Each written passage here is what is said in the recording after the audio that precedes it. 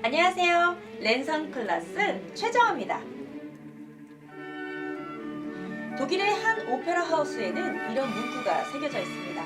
바흐는 우리에게 신의 언어를 전했고, 베토벤은 신의 열정을 전했으며, 모차르트는 신의 환희를 전하기 위해 태어났다. 이처럼 모차르트의 음악은 우리에게 왠지 모를 상쾌한 기분을 선물처럼 음악을 만든 천재 작곡가이죠. 하지만 모차르트는 음악을 또 다른 예술로 발전시킨 음악가이기도 합니다. 그건 바로 오페라였죠. 오늘은 오페라의 신동 모차르트의 이야기입니다.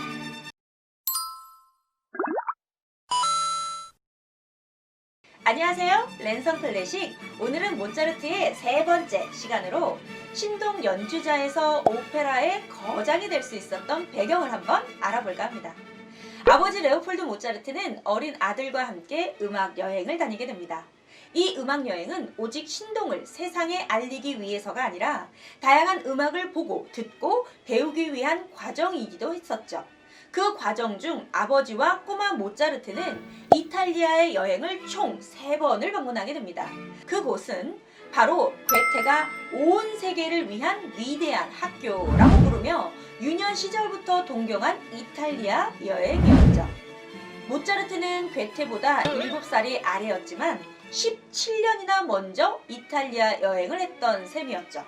그러나 괴테에게는 이탈리아 여행은 휴식과 같은 목적이었지만 어린 모차르트는 새로운 일자리를 찾기 위해서는 다양한 음악적 소양을 키워놔야 했고, 당대 최고의 음악 선생님이었던 마르티니 신부를 만나 다양한 장르의 음악까지 배우게 됩니다. 마르티니 신부는 63세의 노부였는데 처음 모차르트를 만났을 때 수도원 문 밖으로 어린 음악 천재를 만나기 위해 마중까지 나왔다고 하네요. 그리고 그 고명한 학자와의 만남을 통해 모차르트는 기회를 놓치지 않았고 대입법을 다듬고 오페라의 대사 전달법까지 터득하게 되었죠. 모차르트는 작곡에만 심혈을 기울인 것은 아니었습니다. 그는 자신이 작곡한 음악을 조화롭게 연출해낼 수 있는 연극적인 효과에도 지대한 관심을 보였죠. 그리고 음악 여행을 떠나면서 많은 사람들의 취향을 잘 파악했었던 건 아니었을까요? 이렇게 음악 여행을 하면서 모차르트는 7편의 오페라를 작곡하게 되었죠. 그리고 모차르트는 오페라를 작곡하면서 유명한 성악가들의 독특한 개성과 까다로운 성향, 그리고 변덕스러운 귀질까지 성향을 이해하면서 단순한 음악 작곡가가 아니라 음악을 총 연출을 하는 감독을 할 수 있는 리더십까지 익히게 되죠.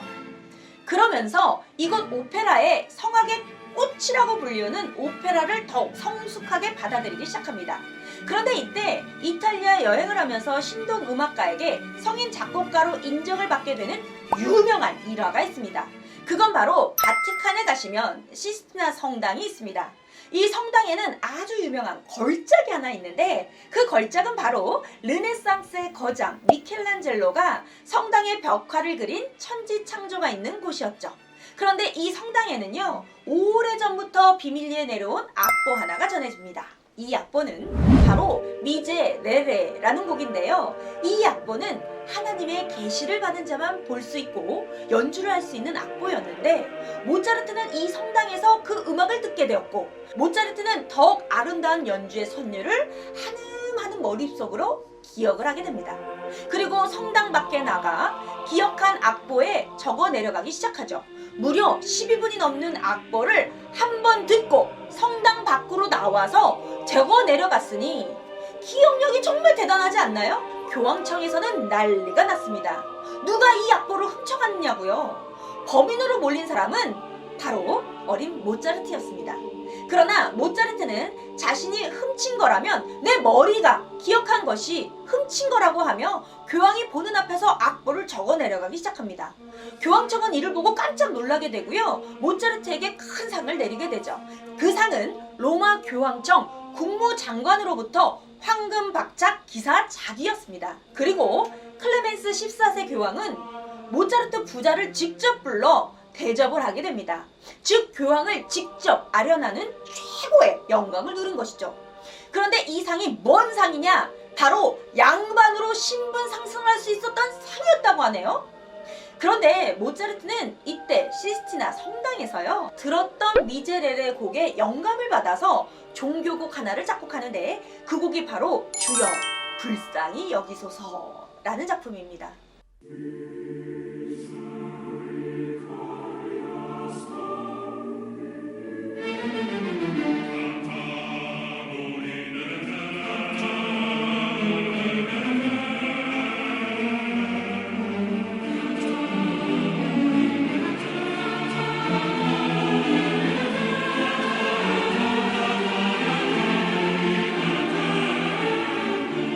그러나 음악 여행은 늘 피곤하고 지칠 수밖에 없었겠죠. 사실 모차르트의 이탈리아 여행은 늘 계속되는 연주회로 피곤감은 쌓여갔고 이때 당시 모차르트의 소원은 늘 하루 종일 잠을 자는 거였대요. 사실 이 우리나라 속담에도 물 들어올 때 노저우라고 했다는 속담이 있듯이 지금 상승적 분위기를 타는 입장에서 아버지 레오폴드는 새로운 일자리, 안정된 생활을 위한 노력에 더 심혈을 기울이지 않았을까요? 그리고 무엇보다 자신의 영광스러운 성공을 위해 노력한 아버지 또한 매우 힘든 여행이었죠. 아버지는 여행 도중 마차 사고로 다리를 크게 다쳤기 때문에 밤에 잠자리를 들 때면 언제나 끙끙 앓는 소리를 내며 힘들어 하셨습니다. 즉 가족 모두가 소년 모차르트의 성공을 위해 희생을 한 대가였죠. 이런 희생에서 모차르트는 오페라의 대가로 성장을 했는데요. 그럼 오페라가 도대체 뭘까요? 오페라는 인간의 삶의 희노애락을 반영하는 동시에 사회, 문화, 정치, 역사가 담긴 시대의 산물이라고 하죠. 즉 문화적, 음악적, 연극적, 무용적인 모든 요소를 통합해 놓은 게 바로 오페라예요. 이렇게 종합적 예술을 익히며 모차르트는 1781년 25살이 되던 해 오페라 이도메네오를 작곡하고 위넨에서 대성공을 거두었죠. 특히 이때부터 모차르트는 모든 오페라 대본에 적극적 개입을 하기로 마음을 먹게 됩니다. 그러면서 세상 사람들에게 새로운 연출법을 이해시켜야 했죠. 그리고 이 작품을 경계로 어린 음악가에서 성숙한 성인 음악가의 반열에 오르게 되죠. 그리고 요제프 2세의 대관식에 오페라 하나를 의뢰받습니다. 그러나 오페라는 이탈리아의 본고장답게 이탈리아 언어로 쓰여졌습니다. 그러나 오스트리아 사람들은요 이탈리아의 언어를 잘 모르니까 이탈리아어 대신에 독일어로 된 오페라를 만들어 오라는 주문이었죠. 그러자 모차르트는 터키의 할렘을 소재로 독일어 오페라를 하나 작곡하게 되었죠. 즉 후궁의 탈출은 이탈리아 형식이 아닌 징슈필, 즉 노래 중간에 연극처럼 대사가 등장하는 형식을 취하며 새로운 독일식 오페라를 탄생시키게 됩니다. 이로써 모차르트는 이 작품을 통해 독일어로도 충분히 훌륭한 오페라를 만들 수 있다는 것을 만천하에 증명해 보이게 됩니다. 이 공연은 독일어권 평민들에게는 엄청난 인기를 끌었고 유럽 여러 나라의 공연이 되어 더 큰 성공을 거두게 되었죠.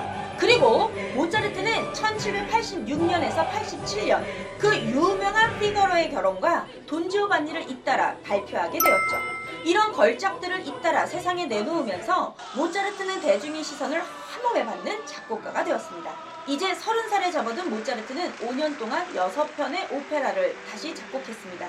그러나 훌륭한 오페라를 만들기 위해서는 훌륭한 극작가 또한 필요했었죠. 이때 만난 사람이 바로 로렌초 다 폰테라는 극작가였습니다. 그리고 이 둘의 만남은 피가로의 결혼을 탄생시키게 되죠.